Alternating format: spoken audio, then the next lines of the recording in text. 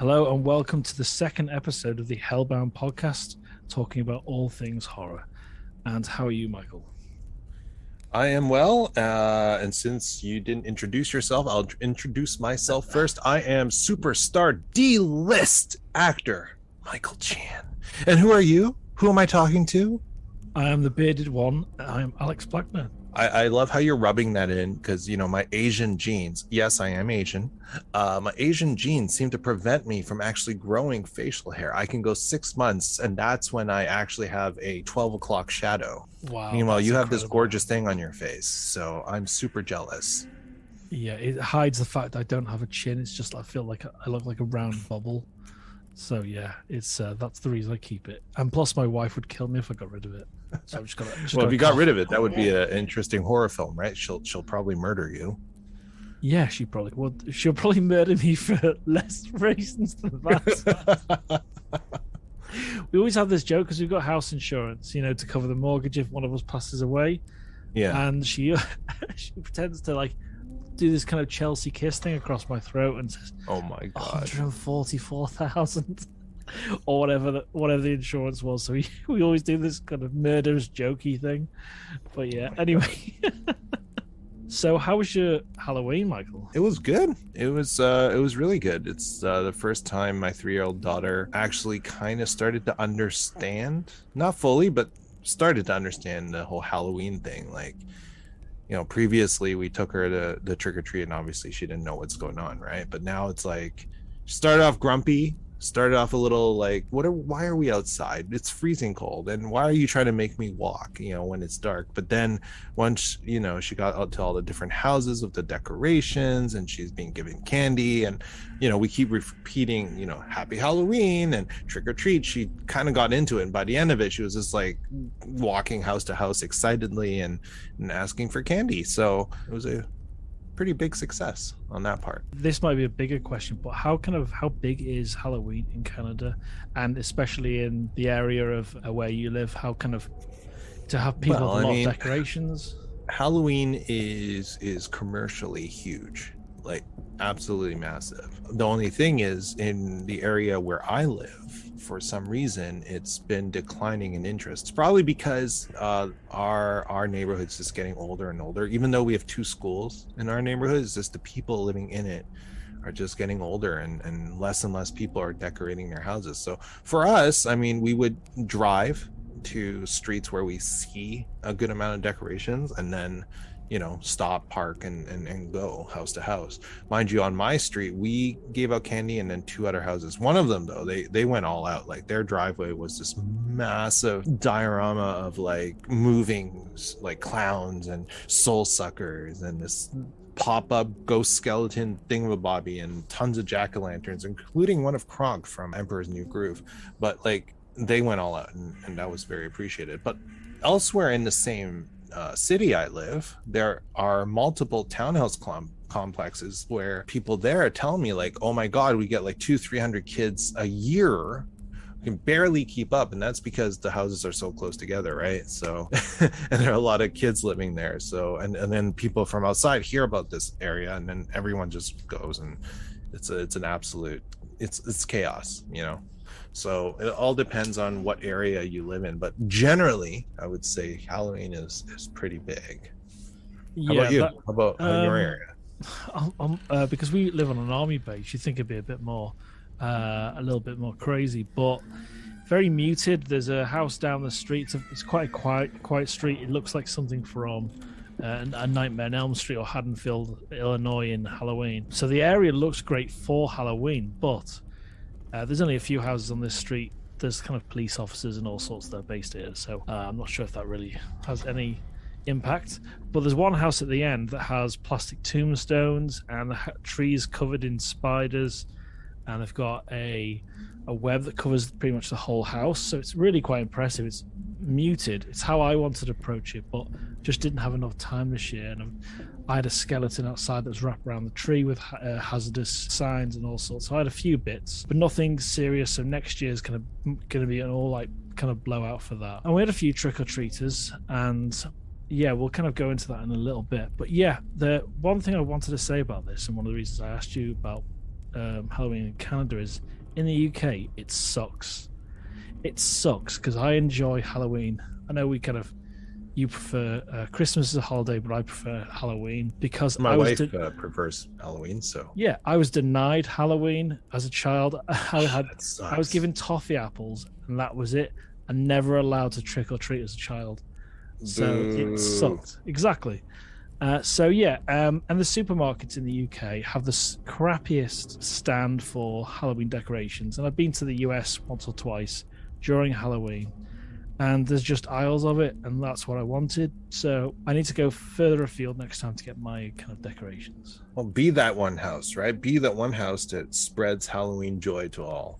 So, Michael, I've got a little bit of follow-up, or FU, from last week. Hey, I thought we were friends. FU, too. Yeah, FU, too, mate. I think that's going to be a popular section. But, yeah, I wanted to kind of reflect on what we did last week. A good few people that I spoke to about the podcast really enjoyed it. I really liked what we were talking about, putting kind of layering ambient sound in.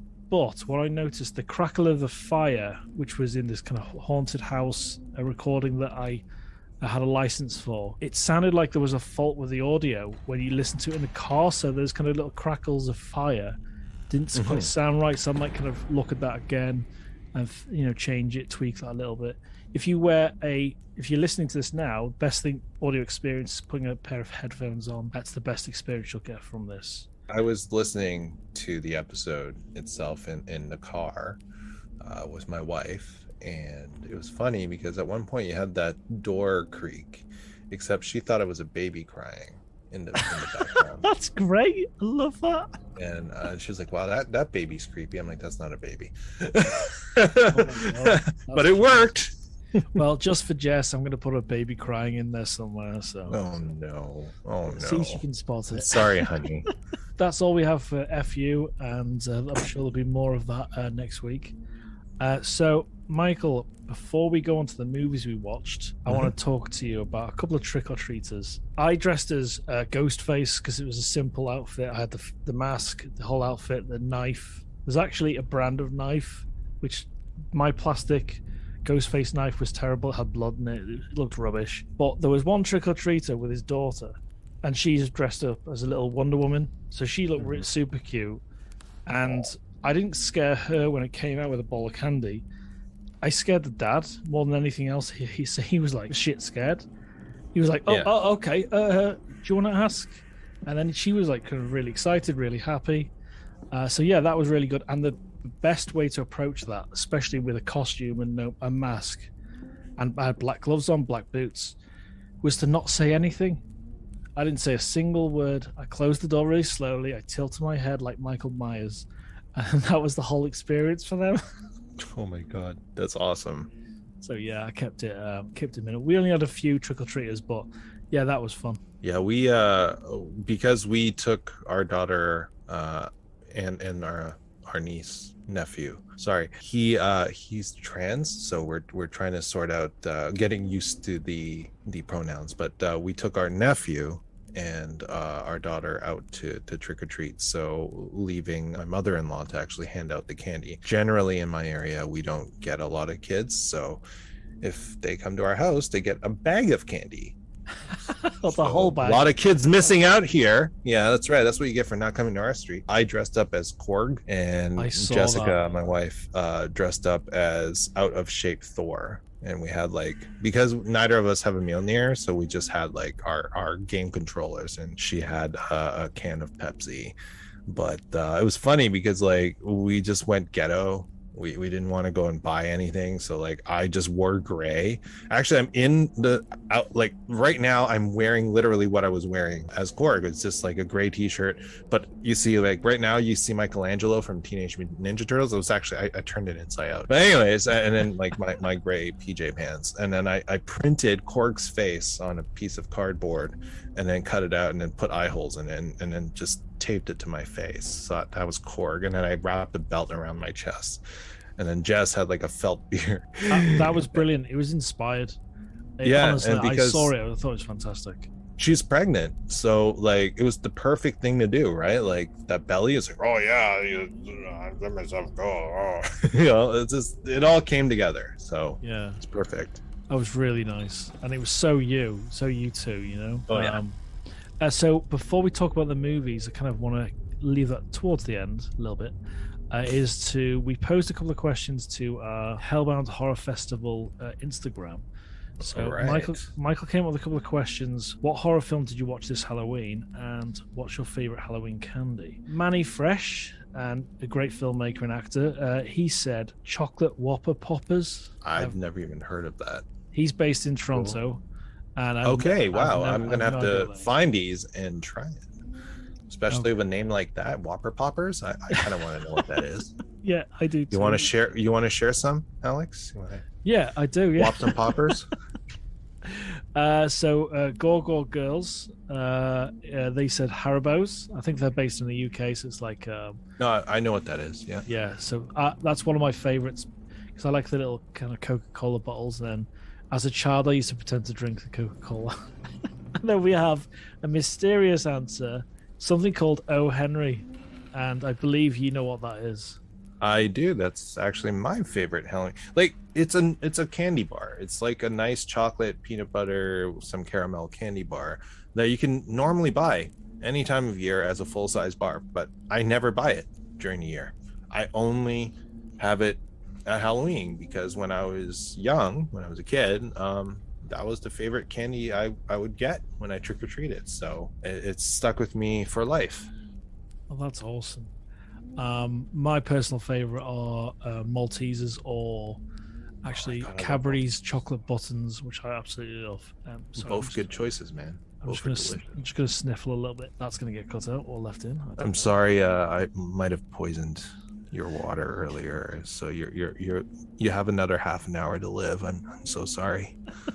Okay, so we'll go on to, in a backward way, we'll go on to what people on our Instagram was saying about their what they watched over Halloween. Whenever I put kind of a question together or the artwork, I always try and put sci-fi horror in as well, because I don't want sci-fi horror to be left, because it's huge for me. Like The Thing, Event Horizon, Alien. I think it's like super important that we don't, those subgenres we're going to talk about in the future episodes, that we can highlight those too. I do think sci-fi and horror tends to go hand in hand in a way. It's the science, isn't it? It's the science. A lot of sympathicalness. I don't even know if that's a word that goes into it. Our first answer for that is from Florence, and she's from Argentina. She was submitted to the Isolation Film Festival 2. She said American Werewolf in London. That's a big favorite of mine. I love that. And good one. A little bit of an inspiration for our artwork as well. An unknown submitter said Spiral, Book of Saw, and Halloween 5 randomly. I can't remember which one Halloween 5 is. That Corey Feldman, maybe. I don't even remember which one that is. Yeah. And then we talked about Spiral last week. And Gorgor Girls again. They said Interview with the Vampire, and that's a good one. That's a real good one. That's a good one to watch. Yeah. That's almost like I need some more kind of anxiety-inducing horror in my Halloween. It's the only time I let it in. I have too much anxiety right now in my life, so I don't need that. yeah, exactly. Yeah. The last thing I watched, and it's horror to a certain degree, was Squid Game, and that was just, I had to watch Seinfeld after watching an episode of that. So. On that show, I love that show so much, but we'll get to it sometime in the future. Absolutely. So, Michael, what were your Halloween movies? What did you watch? So, my wife and I watched 3 movies, and did I freeze? Yeah, just for me anyway. Oh, for you. Okay. Once again, Doppelganger Michael Chan's, bringing us back from last episode, but Doppelganger Michael Chan's, I see you. I know you're trying to hack me. You're not going to break through my security. So nice try. And remember, I'm coming for you. You guys are all dead. Back to reverse order of movies in terms of how much I like them. The movie I liked the least was Halloween Kills. And that is a shocker. That was the one I was most excited about seeing.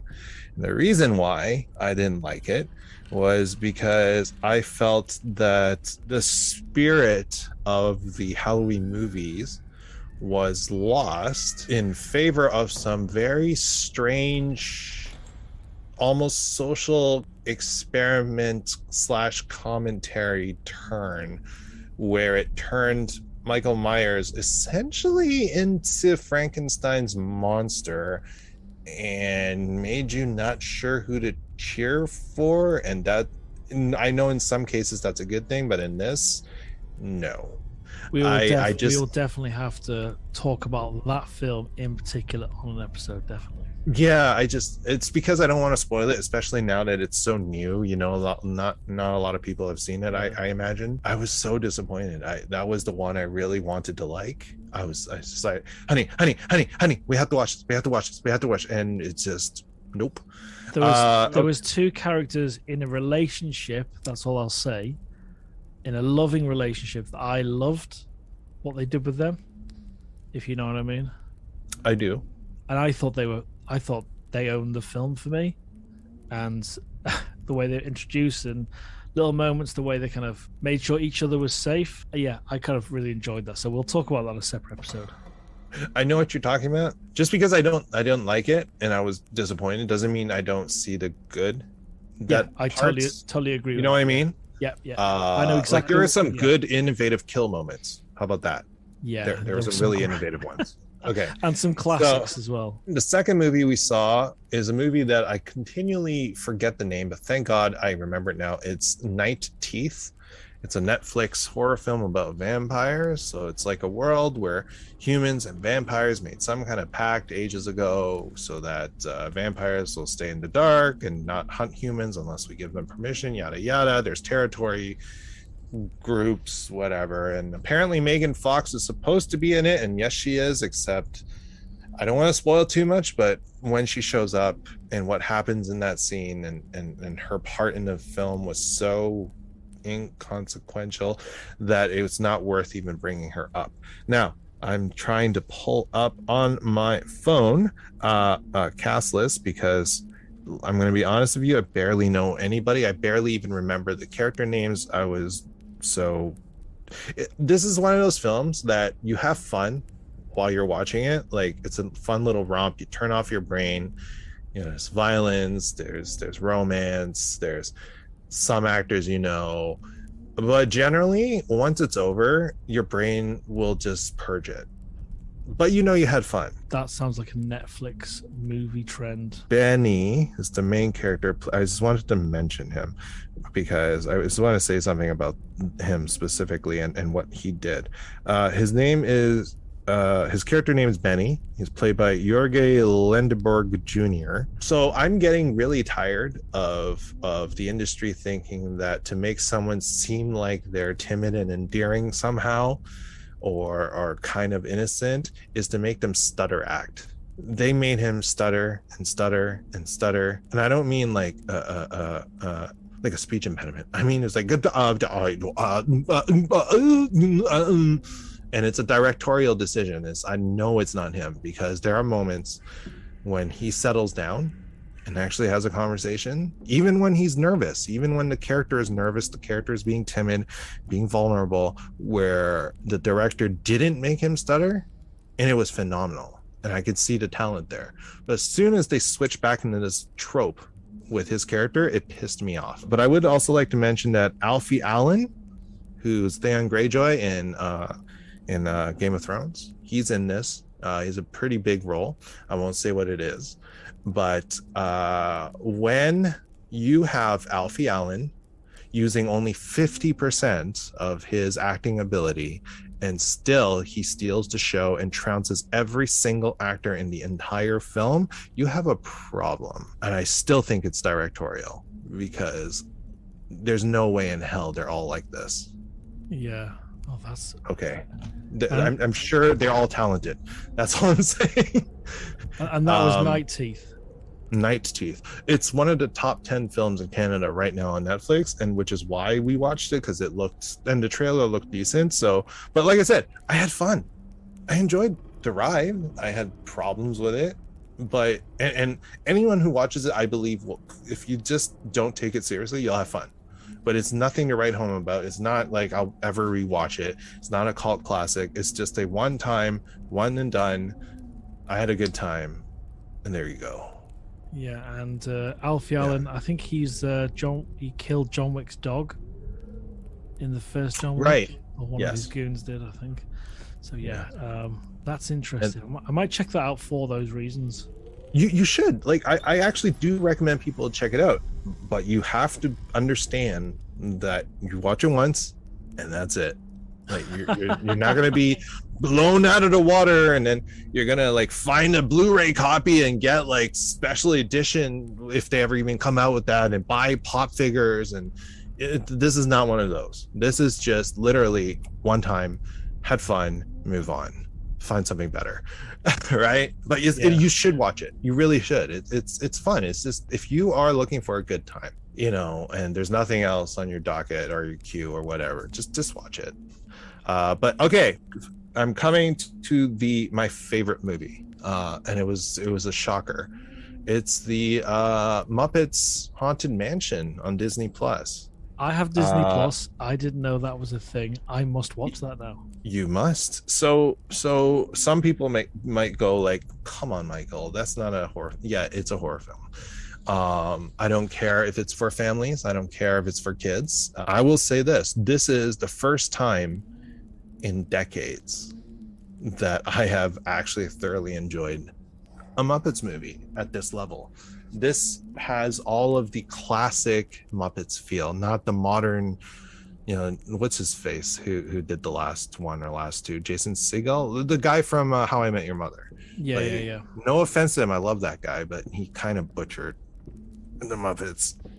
No, yo man, if you ever listen to this, I love you. I'm not here to knock you down, but dude, I know you could have done better. Anyways, I'm a huge Muppets fan. Growing up, Muppets were everything to me. So, you know, classics like the Muppet movie and the Muppet Christmas Carol, those are Muppet movies, you know? Yeah. And Haunted Mansion recaptured that feel, that old school Muppets feel that everyone loves about the Muppets, right? While and still staying modern references, some old school references, but some modern references as well, keeping things in creative ways of keeping things family friendly.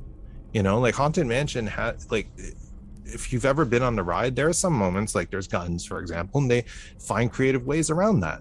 But here's the other thing, like, I don't know if you've seen the Eddie Murphy Haunted Mansion. Yeah, I fell asleep in 2001. I enjoyed parts of it. Yeah, I mean, it was okay, right? It was okay. Again, just like Night Teeth, you know, you watch it once and that's it, right? Muppets Haunted Mansion not only recaptured the essence of the Muppets themselves, it also brought the Haunted Mansion ride, the essence of that, to life in film form. And that is what shocked me, because there, you know, the Eddie Murphy one had the theme, but didn't, for me, never really, because I've been on Haunted Mansion. It's one of my favorite rides at Disney. I've been on multiple versions of it too. The Eddie Murphy one had the look, but not the feel. This movie Muppetified essentially the ride, and then built a story around it, and then just nailed the feel, and then brought the jokes along with it. You know, it's everything you would ever want in a Muppet movie. And and there are actually some kind of like make you jump out of your seat moments. I know it's not really a jump scare per se, but like I was shocked that there are a few times, you know, Jess and I went, whoa, okay, didn't see that, you know, didn't expect to jump in a family movie, but it's not like it's grotesque or anything. It's just they did a very good job of getting a certain pace and then suddenly hitting you with a little bit of horror, you know, that'll just make you go, ah! Would you say that's I don't know if you can say it this way, would you say it's a classic Muppets movie now? I do personally believe it should become one. It should be one, along with, you know, Christmas Carol, that everyone needs to watch. So now they have Christmas, they've had Christmas for ages, now they have a Halloween one, and this is the one. I am absolutely going to check that out. I'm probably going to watch that tomorrow, actually, because I'm going through this kind of Nightmare on Elm Street jaunt through all the films, and that's quite a nice change. And when you described that to me, I was getting goosebumps because I love the Muppets. I love so much about it. And is it Christmas Carol with Michael Caine? That film is amazing. It's just absolutely astounding. So I'm really looking forward to that. That's fantastic. Was that for this year? Did they produce it for this year? Yeah, it was this year. Yeah. Oh, that's great. I have to check. It's an amazing achievement. I did not see this coming. I would never have even thought that would be my favorite movie in my Halloween run. Like, it just took me by surprise. Isn't that great when you get surprised by cinema? Absolutely. And I'm classing Disney Plus as cinema, and especially Muppets. I know. Right? It's so nice to get pleasantly surprised. Jeez. It really is. And then you get the polar opposite, and this is horror, and I hated it, was Army of the Dead on Netflix. That's going to be one we talk about separately. I passionately dislike a lot of freedom that Zack Snyder gets, and that's just me. I know there's a huge following and release the Snyder Cut and all that nonsense, so... Yeah, we'll talk about want a Snyder cut of that movie? No, of the Batman and all of that. So, dude, no offense to the guy, the Snyder cut was no better. Yeah, and cropping it to make it look like IMAX when it's not, it just looks like 4:3. No, don't agree with that. That's just me. So I'm going to tell you what I watched, Mike. I'm going to probably do this in reverse order, actually. So I normally go through 3 or 4 classics. So just for a little setup, we have everything ready for trick-or-treaters. It's usually myself, my wife, and my sister-in-law, Perva, that comes over, and we kind of enjoy Halloween together, which is really, really nice. And we also put Frida, my little dog that's behind me now, in a little witch's hat, and she hated it, but it looked adorable. So I'll send you a picture of that. But yeah, we watched a few classics. The last one we watched was A Nightmare on Elm Street, and... Good choice. And I bought the box set, and it was... Sorry, I'm going to cough again. Today's the day! Sorry. It's a meme about COVID. Oh, yeah. God, yeah, that's another nightmare. But yeah, I bought the Nightmare on Elm Street box set because I used to have severe nightmares. As a child, when I watched these because of my eldest brother, Michael... and yeah, it's his fault. I had severe nightmares as a child. It wasn't anything else, thankfully. But yeah, I'm so sorry. I told you I poisoned you. Yeah, don't much longer, from man. A distance. So yeah, I used to have severe nightmares watching on the Elm Street films, and I met Robert Englund at this festival thing years ago. And there's a photograph of him with the glove over my head, ripping my scalp off. That's what it looked like. Oh my and God. He's an absolutely awesome guy. If you ever meet him, an absolutely wonderful person to talk to about horror. If you're a fan of horror of his, super accommodating, lovely guy. And yeah, so we watched the first Nightmare on Elm Street, and there's so much history to it. And because of that film, New Line was born, and New Line produced mega movies like the Lord of the Rings trilogy. So yeah, it's thanks to Nightmare on Elm Street that a lot of other huge movies were made, and that's one of the scariest things I used to see. But watching it back now, it's not scary anymore to me. But I see the kind of craft. I look at the filmmaking craft now because that's kind of what I get into more, is kind of making horror. And yeah, for a first movie for Wes Craven, what a genius, rest in peace, but what a genius he was. And yeah, I absolutely loved it. The lighting, the production on a micro budget for the time.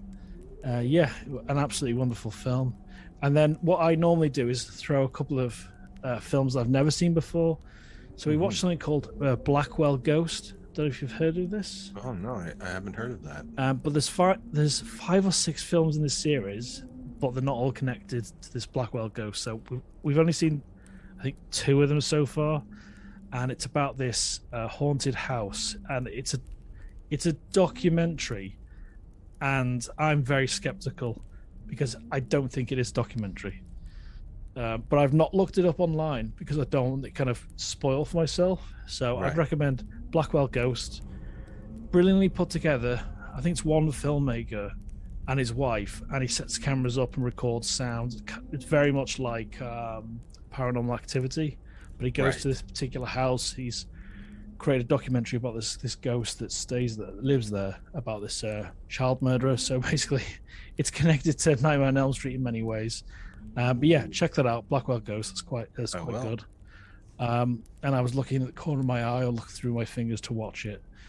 And the next one we watched, or the second one we watched, but obviously this is in reverse order, was Fright Night. And for Halloween, it wouldn't be the same Halloween wouldn't be the same for me if I didn't watch Fright Night. Because for me, the original or the remake? Oh no, not the remake. Oh my god. Okay, just clarifying here. So glad you asked me that. I was going to berate you. Yeah, I've watched that, and it's a disgusting remake because you cannot remake an 80s classic. It doesn't work because it's so entwined with a decade.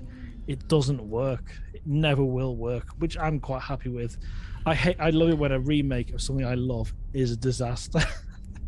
But yeah, the original Fright Night, I think I'm going to say 84. I'm not going to look that up. But the original Fright Night, a wonderful film about someone that sees a vampire next door and his obsession with that vampire. And it has some of the best music cues and pieces of music you'll ever hear in 80s cinema. It's not melancholy for me because I didn't really live the 80s. I was born in the 80s, 82, but I wasn't kind of a teenager in the 80s. So it's more of I feel connected to the film in a really kind of creative way, and there's so much about it I love, and I'd love to put into my own work. Like Roddy McDowall was part of my childhood with watching Planet of the Apes series, and he was a great Columbo villain. He plays effectively Van Helsing, but he's not called. He's got, I think, Peter Vance. I didn't have to look over there. Peter Vance. I'm sure it's Peter Vance. But an amazing kind of this kid that sees this vampire thinks he's actually a vampire killer. He's just a TV actor from dated horror film. So yeah, that's Fright Night. I absolutely love that. And my last one for Halloween was, we watched these in the day and Halloween night, so we kind of watched these back to back, is Monkey Shines. Have you ever seen Monkey Shines? I have not. So Monkey Shines is from George Romero, and we all know George Romero for basically creating the zombie genre. I love him. Cinema. I'm surprised I never watched it. So it's about a quadriplegic man who obviously he has an accident. He can only use his mouth and talk. He can't move his limbs at all.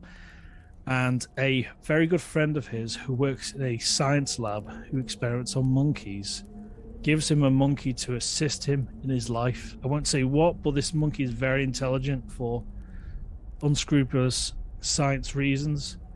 And yeah, very twisted, but an interesting George Romero film. The lead actor is also in Californication. I think he's a very good friend of David Duchovny, but he's excellent as a quadriplegic character.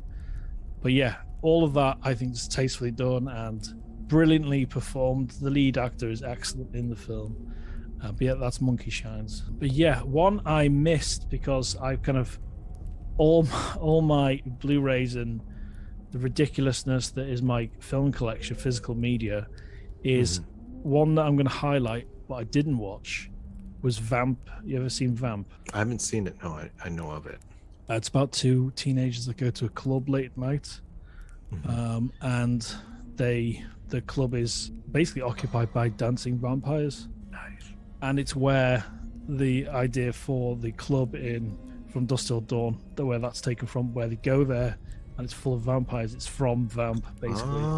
Grace Jones is the lead vampire, and she's amazing in it. That's on Amazon in the UK. It might be on Amazon in US and Canada. I'll have to look and see if it's here, or else I might use my VPN and see if I can get into UK Amazon. Absolutely, yeah. So if there's any sponsors like NordVPN would like to come on board, we'll highly recommend it. Yeah, send us some money. We'll talk more about you. Absolutely. I will say that we did start the new Candyman because last year we watched Candyman as one of our Halloween films, like the original. That's a beautifully crafted film. I think that's amazing. Oh, it was. The only thing I think we were questioning about the original is like, so he lives in a black neighborhood, and there's all this stuff about, you know, subjugation of black people, and yet he's haunting a black person. Sure. So there was a little problem with it, like when we watched it last year. Now we're like, okay, Jordan Peele, you have your own new. Oh no, I think the classic, the original with Tony Todd. That's, the old one. I love. That's the one I was referencing. Sorry, I love that. I'm not a huge fan of the Jordan Peele scripted one. No, the Jordan Peele's the one we watched or started watching this year, but we were just wondering if Jordan Peele's Candyman will touch on the issues in the original and explain them in a way that makes sense based on the motivations of the Candyman himself. Yeah, I was a little bit nonplussed. Like, I'm open-minded to. Oh, you've already seen it? Yeah, I was like okay. Like I'll never watch it again, but I'll watch the original, the 92 one. I think it's 92. Yeah, well, that's the one we watched last year. Yeah, God, that's wonderful though. It's really wonderful. It's a fantastic movie. Yeah. I'm just saying, like, you know, like a lot of movies that made back then, they're always going to be issues. Like, for example, Bill and Ted's Excellent Adventure, saying the F words in regards to homosexuals. So, you know, it's not meant to be malicious, but it just doesn't age well. So there are some themes that in the original Candyman that my wife and I didn't feel aged that well. So we were wondering if Jordan Peele would be able to, I'm not going to say correct it. It's not really about correcting because it's there. It's just explain the motivations of the Candyman a little better so we can understand what came before. Did you finish it? No, that's what I was saying. That's why I can't include it in my list. We started it, but it was so late and we were so tired, and I had some wine, so I was like, so we went to bed. I would say a good majority of your questions you have will be answered. Even if it's not the best movie, I'm glad that they were answered. So before we end the episode, I actually have a question for you. So have you heard about the new, it's not called Child's Play, it's called Chucky, but the new Chucky TV show? Yeah. So you had mentioned, like, usually when they try to remake things, it doesn't go very well. And I don't know if you saw the Blumhouse Child's Play. That was a disaster. Is that the one Mark Hamill, the voice? I think so, yeah. The one where Chucky's kind of like a robotic toy. Yeah. I didn't like that at all. It missed the mark massively. It's like someone trying to remake an 80s movie. They missed the mark massively. It's like Total Recall when they remade it, you know. That's a disaster. That's not horror, but it's a horror of a film. It's a nightmare of a film. I mean, honestly, or like the movie Wanted of Angelina Jolie. It's like, if you read the comics, it's nothing like the movie. Why the heck do you even have the name Wanted? Just like, you know, the Blumhouse Child's Play. I honestly, if they didn't call it Child's Play and that wasn't Chucky, and they just had him look a little different, that's actually an interesting story. But their attempt to then, you know, shoehorn the original essence into it failed. You know what I mean? So I haven't watched Chucky, like the new show, but I'm not even sure if it's out, right? Yeah, I think it's 2 episodes in. I'm not sure. Okay. But I'm I not am sure actually how to watch it in the UK, but I'd really like to watch it. Yes, and it's shot here in Toronto. I'm not going to say how I know. I mean, okay, fine. I'm sure you can look it up and it'll say Toronto, but there are reasons why I knew about this show prior to it even like being announced. But anywho, yeah, I'm actually excited to kind of see if they're able to use a TV show format to recapture the magic of the original Child's Play movies. Child's Play has a very odd relationship with the UK, because it was seen as a video nasty, because a child called Jamie Bulger was murdered by 2 other children that were slightly older, and they blamed the Chucky films, or I think it was Child's Play 2 in particular. Oh my! They took this child onto railroad track, and it was kind of an awful murder. And yeah, it was basically they blame the film. And for me, it's not so black and white that you can just blame an individual movie, because I watched that as a child and I didn't get turned into a murderer. So there's a whole conversation for that. But yeah, I think, and I met Brad Dourif once, and he's a wonderful, quiet, unassuming, amazing person. And I talked to him about Chucky, I talked to him about Deadwood, working with Ian McShane and a few other things, and I've got a signed image of Chucky somewhere here. Nice. But yeah, a great guy, and Mark Hamill's great, and I'm kind of tired with huge movies, animated movies, being voiced by massive actors. And the first time that really happened was Shark Tale, Will Smith, the voice, and there's quite a few other big actors in that. And Pixar didn't used to do that. They used to put proper voice actors, like Hanna-Barbera, like really high caliber voice actors. And I think Brad Dourif, I think Mark Hamill's wonderful. I think he makes some brilliant stuff. We'll highlight Village of the Damned in the future, with the John Carpenter movie. He plays a priest in. But yeah, I think it was a kind of a missed. I think off the mark with choosing him as a voice, because he's the Joker, and everyone knows he's a great voice actor and a popular guy. But Brad Dourif smashed it. I can't remember the character's name, the murderer that gets put. He does the chant. And he puts his soul into the toy in the toy shop. I think as he dies, I think it is. Maybe that's something we can talk about as the Chucky movie or the series. Yeah, maybe. Yeah. Devote So an yeah, episode to it. I think I totally agree with you on that. I think it was just a bit of a mess, really, and not much fun compared to the original. So yeah, I think we'll end it there nicely. Yeah. And I apologize to our listeners if we don't have an episode 3, because I have to ship the antidote to you to reverse the poisoning that I did earlier today. Hopefully it makes it in time, but if we don't have an episode 3, you know exactly why. Yeah. R.I.P. Absolutely. Well, thank you again, Michael. And I'm not sure what this episode is going to be called yet. We'll call it something interesting like the last one.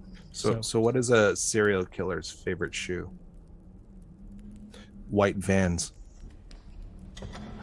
Jesus. I knew this was going to become a thing.